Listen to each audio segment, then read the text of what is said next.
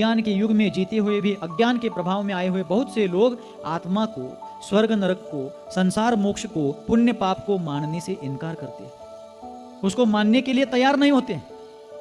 किंतु आचार्य कहते हैं यदि पुण्य पाप को नहीं मानते हैं तो संसार के यहाँ पर दिखने वाले जितने भी जीव हैं, नहीं दिखने वाले जितने जीव हैं, सभी के जीवन में वैषम्य क्यों है? एक ही माँ के दो बेटे हैं, एक सुखी है दूसरा दुखी है। एक जहां जाता है वहां यशस्विता को प्राप्त होता है, दूसरा हमेशा जीवन भर अपयश की ठोकरें खाता रहता है।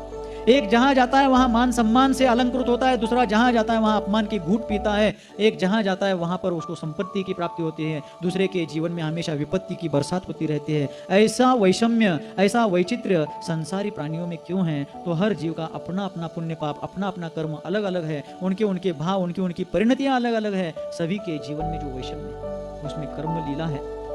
किंतु इस कर्म पर मात करने के लिए, कर्म बंधन से छुटकारा पाने के लिए यदि हम प्रयास करते हैं तो आचार्य कहते हैं सबसे पहले बहिरात्मपने का त्याग करना चाहिए। किसका त्याग करना पड़ेगा? आप अमुक अमुक संपूर्ण परिग्रह का त्याग कीजिए, आप सोने चांदी का त्याग कीजिए, आप घर द्वार का त्याग कीजिए। ऐसी बातें आचार्यों ने सबके लिए जबरदस्ती से नहीं थोपी हैं। किंतु आचार्य प्रेरणा देते हैं कि आपको यदि भव भ्रमण से मुक्त होना है, दुख से छूटना है, तो सबसे पहले अपने अंतरंग में पड़ी हुई विपरीत मान्यता का, असत्य श्रद्धान का, झूठी तत्व मान्यता का त्याग करना ही पड़ेगा। जब तक मान्यता सम्यक नहीं होगी, जब तक श्रद्धा सही नहीं होगी, तब तक आप कितना भी पूजन अर्चन कीजिए, कितने ही अनुव्रत महाव्रत धारण कीजिए, हमारे जीवन का उद्धार नहीं होगा। मान्यता सही होनी चाहिए।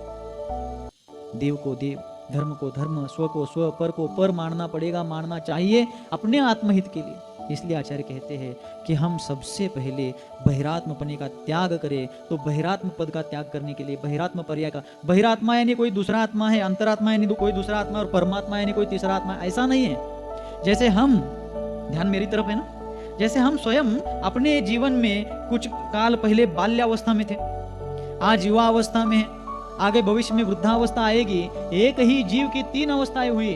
उसी प्रकार जो जीव जब तक मिथ्यात्व मान्यता के साथ रहता है, विपरीत श्रद्धा को धारण करता है, तब तक वह बहिरात्मा है।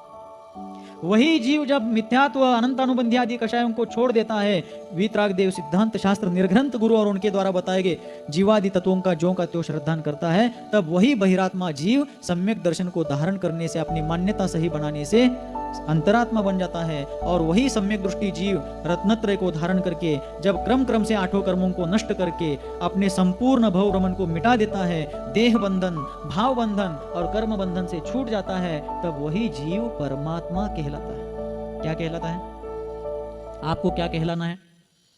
बोलिए।